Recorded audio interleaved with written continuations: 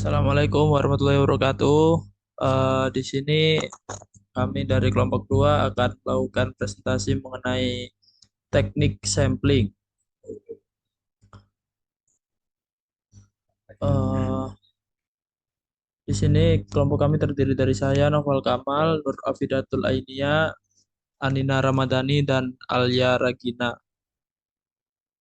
Untuk jurnal acuan sendiri berjudul Karakteristik Sumber Daya Air Tanah Dangkal di Kecamatan Cangkringan, Kabupaten Sleman, Provinsi Daerah Istimewa Yogyakarta.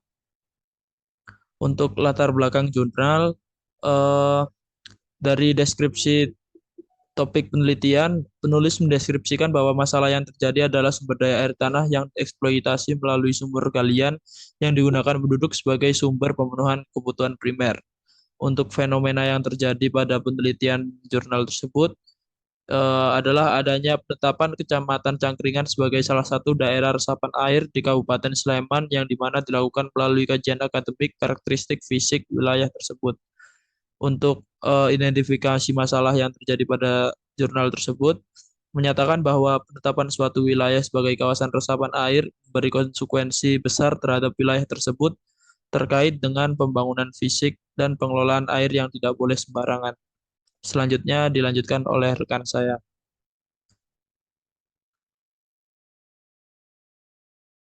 Baik, di sini saya akan menjelaskan terkait indikator-indikator lain yang harus ada atau aspek-aspek yang harus ada di dalam latar belakang. Nah, selanjutnya itu ada fokus pada satu masalah, karena tadi sudah dijelaskan beberapa permasalahan yang terjadi di lokasi penelitian, maka penulis fokus pada satu masalah yang dalam hal ini adalah kajian karakteristik sumber daya air tanah dangkal di Kecamatan Cangkringan. Nah, kenapa?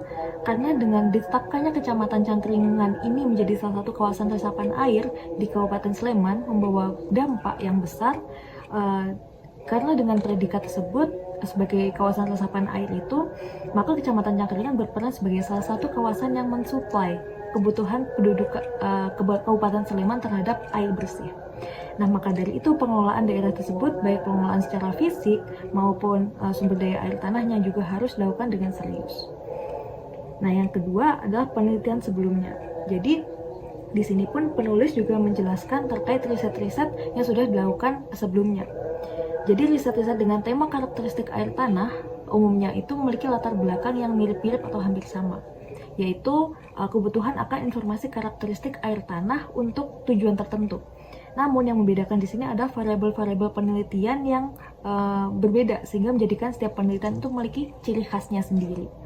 Nah, latar belakang yang sudah pernah ditetapkan atau dipakai oleh peneliti sebelumnya atau peneliti lain adalah, yang pertama adalah dari Riyadi 2007 terkait kebutuhan dana atau informasi tentang karakteristik air tanah. Kemudian juga Setiawan dan Novi 2016 tentang belum tersedianya informasi tentang distribusi atau persebaran media penyedia air tanah. Kemudian juga ada Riyadi dan Kusno pada 2007 tentang kebutuhan informasi karakteristik sumber daya air tanah untuk pemenuhan kebutuhan air bagi penduduk. Lalu yang ketiga adalah teori yang digunakan. Nah, di sini ada teori yang digunakan dari Kode ATI pada tahun 2012 tentang pengelolaan sumber daya air terpadu yang dikemukakan bahwa aspek sistem informasi sumber daya air yang di dalam termasuk sistem informasi geohidrologi air tanah itu sebagai pengertian dari satu aspek pengelolaan sumber daya air terpadu. Nah, maka dari itu dapat disimpulkan bahwa dari keenam indikator yang harus ada di dalam latar belakang atau penulisan latar belakang yang baik, dapat disimpulkan bahwa jurnal ini sudah memenuhi ketiga indikator atau aspek tersebut, sehingga latar belakang yang ditulis di dalam jurnal ini bisa dikatakan sebagai latar belakang yang baik dan benar. Baik, untuk yang selanjutnya adalah variabel penelitian dan jenis penelitian dari jurnal yang dianalisis. Yang pertama, dalam jurnal tersebut ada dua variabel, yaitu variabel independen dan variabel dependen. Yang pertama ada variabel independen, di mana variabel independen ini merupakan variabel yang tidak dipengaruhi oleh variabel lain.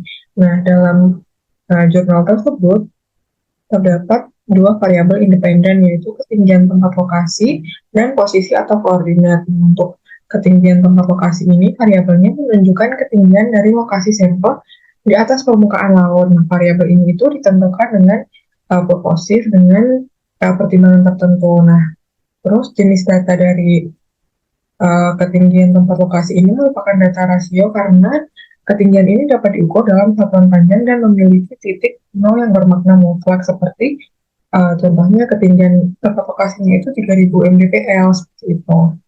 Untuk selanjutnya yaitu posisi atau koordinat, di mana variabel ini itu mencakup informasi mengenai lokasi geografis dari wilayah pengambilan sampel-sampel air tanah, dan jenis data ini merupakan data rasio karena dapat diukur dan memiliki titik nol yang mutlak.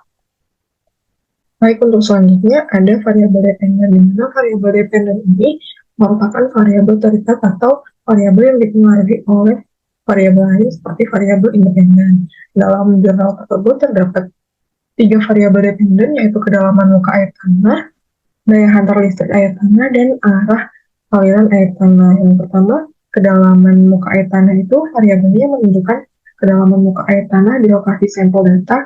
Untuk variabel ini itu dikumpulkan melalui observasi atau pengamatan dan pengukuran langsung di lapangan. Untuk jenis datanya yaitu merupakan data rasio karena kedalaman air tanah itu dapat diukur dan satuan panjangnya itu memiliki nilai nol yang mutlak. Yang kedua ada daya hantar listrik air tanah, yang mana variabel ini itu mengukur kemampuan air tanah dalam menghantarkan listrik dan merupakan indikator keberadaan yang terlarut dalam air. Data daya hantar listrik ini merupakan daerah penelitian yang dikumpulkan secara langsung berdasarkan informasi kos kedalaman muka air tanah yang telah dihasilkan pada pengolahan data tahap pertama. Dan jenis data ini merupakan data rasio karena daya hantar listrik itu memiliki titik nol yang bermakna dan perbandingan rasio antara dua nilai dari daya hantar listrik itu memiliki interpretasi yang signifikan. Selanjutnya ada arah aliran air tanah. Nah, variabel ini itu merupakan indikator yang menggambarkan arah pergerakan aliran air tanah di daerah penelitian tersebut. Data aliran air tanah ini diperoleh dari hasil analisis data yang menunjukkan bahwa air tanah ini mengalir dari arah selatan ke daerah penelitian. Untuk jenis data dari arah aliran tanah ini merupakan data nominal karena itu sebuah pengelompokan atau mengidentifikasi item berdasar kategori tanpa ada urutan atau peringkat tertentu di antara mereka. Contohnya tadi adalah selatan.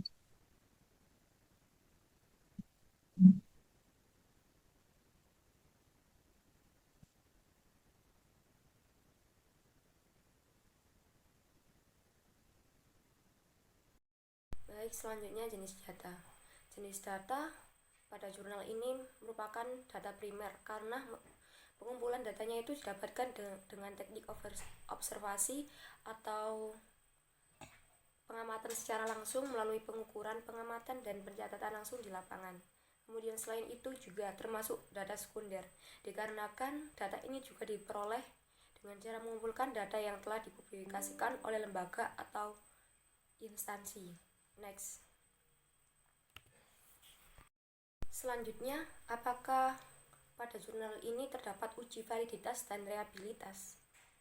Pada jurnal ini tidak ada uji validitas dan reliabilitas dikarenakan mungkin fokus penelitian lebih berorientasi pada deskripsi dan karakterisasi sumber daya air tanah dangkal di wilayah tersebut.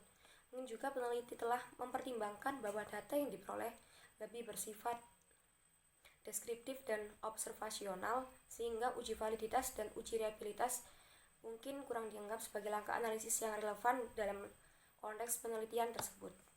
Next. Baik, selanjutnya apabila ada salah kata atau kurang pada hasil pemaparan terkait jurnal yang telah dibahas, mohon maaf. Wassalamualaikum warahmatullahi wabarakatuh.